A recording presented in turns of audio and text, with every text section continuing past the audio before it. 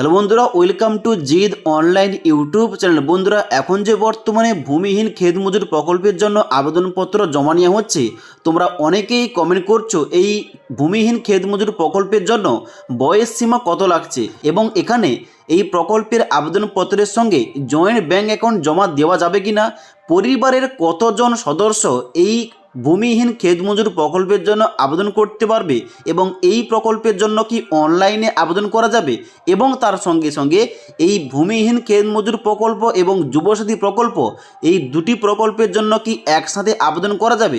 তোমাদের এই সমস্ত প্রশ্নের উত্তর নিয়ে আজকের এই ভিডিওটিতে বিস্তারিতভাবে আলোচনা করব নোটিফিকেশন অনুযায়ী। তার জন্য অবশ্যই তোমরা ভিডিওটি না টেনে শেষ পর্যন্ত দেখে নাও। তোমরা অনস্ক্রিন দেখতে পাচ্ছ, আমি কিন্তু বর্তমানে ভূমিহীন ক্ষেত মজুর প্রকল্পের অফিসিয়াল নোটিফিকেশনটা ওপেন করে রেখেছি। এই নোটিফিকেশন অনুযায়ী তোমাদের এ টু জেড বলছি। তো সবার প্রথমে তোমাদের বলে রাখি, যারা তোমরা কমেন্ট করেছিলে যে এই ভূমিহীন ক্ষেত মজুর প্রকল্পের আবেদন করতে হলে এজ লিমিটটা কী চাওয়া হয়েছে, দেখো অফিসিয়াল নোটিফিকেশান কিন্তু এখানে এজ লিমিট সম্বন্ধে কোনো কিছু উল্লেখ করা নেই।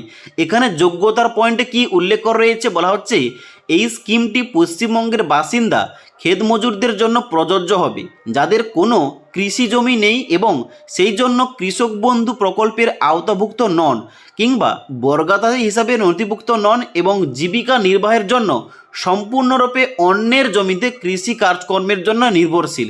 তার জন্য কিন্তু এখানে তোমাদের যোগ্যতা শুধু চাওয়া হয়েছে, এখানে পশ্চিমবঙ্গের স্থায়ী বাসিন্দা হতে হবে এবং তারা যদি কৃষক বন্ধু প্রকল্পের টাকাটা না পেয়ে থাকে তারা কিন্তু অবশ্যই এই প্রকল্পের জন্য আবেদনটা করতে পারে। তবে একটা কথা তোমাদের বলে রাখি, যারা তোমরা স্টুডেন্ট মানে যারা পড়াশোনা করছো তারা কিন্তু এই প্রকল্পের জন্য আবেদন করবে না, কারণ একজনের বয়স যদি 18 বছর 19 বছর 20 বছর হয়ে থাকে তারা কিন্তু কৃষক হতে পারে না। তার জন্য অবশ্যই মানে মিনিমাম একটা যে এজ লাগে ওই রকম এজ হলে কিন্তু আবেদন করা যাবে। তো হতে পারে 21 বছর 22 বছর 23 বছর এর উপরে কিন্তু আবেদনটা করা যাবে, যেমনটা যুবসাথী প্রকল্পের জন্য করা হয়েছে।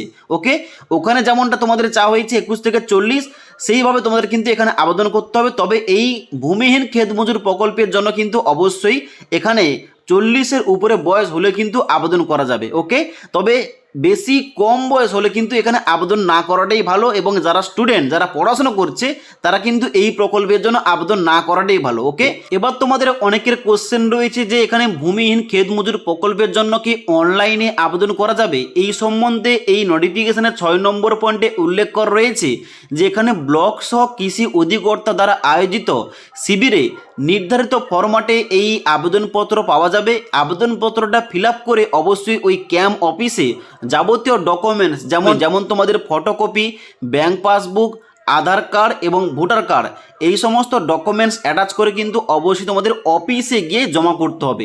এখানে কিন্তু কোন রকম অনলাইন আবেদন করা যাবে না। তবে ওখানে যে আবেদনপত্র তোমরা জমা করবে ক্যাম্প অফিসে গিয়ে কিংবা শিবিরে গিয়ে, ওখানে তোমাদের একটা রসিদ দেওয়া হবে, ওটা কিন্তু তোমরা সংগ্রহ করবে, যে নাম্বারটা দিয়ে তোমরা পরবর্তীতে স্ট্যাটাস চেক করতে পারবে। ওকে, তার জন্য এই ভূমিহীন ক্ষেত মজুর প্রকল্পের জন্য শুধুমাত্র তোমাদের ওই ক্যাম্প অফিসে কিংবা শিবিরে গিয়ে আবেদনপত্র জমা করতে হবে। এখানে কিন্তু অনলাইনে আবেদনটা করা যাবে না। ওকে, এবার নেক্সট তোমাদের অনেকের কোশ্চেন রয়েছে, পরিবারের কয়জন সদস্য এই ভূমিহীন ক্ষেত মজুর প্রকল্পের জন্য আবেদন করতে পারবে। দেখো, পরিবারের যতজন সদস্য এই প্রকল্পের জন্য এলিজিবল তারা কিন্তু সবাই আবেদন করতে পারবে। এবার এখানে কিন্তু সদস্যের মধ্যে কেউ যদি এখানে কৃষক বন্ধু টাকা পেয়ে থাকে এখানে কিন্তু এই প্রকল্পে আবেদন করতে পারবে না। ওই ব্যক্তি যদি কৃষক না হয়ে থাকে কিংবা তার নামে যদি কোনো চাষযোগ্য জমি থেকে থাকে এখানে কিন্তু এই প্রকল্পের জন্য আবেদন করতে পারবে না।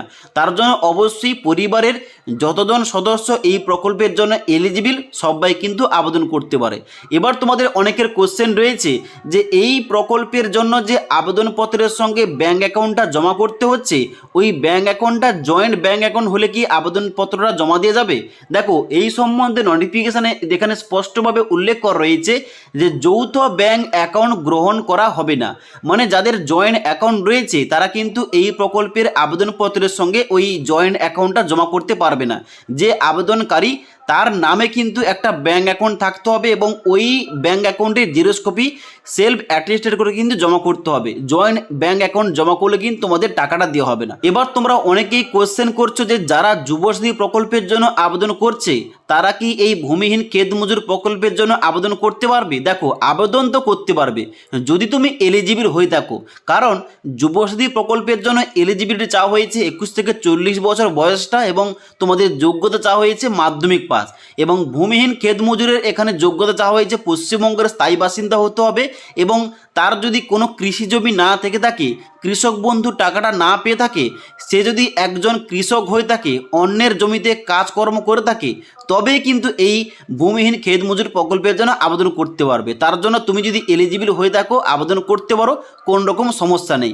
তো এই ভূমিহীন ক্ষেত মজুর প্রকল্প নিয়ে তোমাদের যে সমস্ত কোশ্চেনগুলো ছিল সমস্ত কিছু নিয়ে আজকের ভিডিওটিতে আলোচনা করলাম। যদি তোমাদের এই প্রকল্প সম্বন্ধে আর কোনো কিছু জানার থাকে কিংবা কোশ্চেন থাকে, নিচে কমেন্ট করতে পারো। তাছাড়া আজকের এই ভিডিওটির আপডেট ভালো লেগে থাকলে একটি লাইক করবে এবং বন্ধুদের অবশ্যই ভিডিওটি শেয়ার করে দেবে।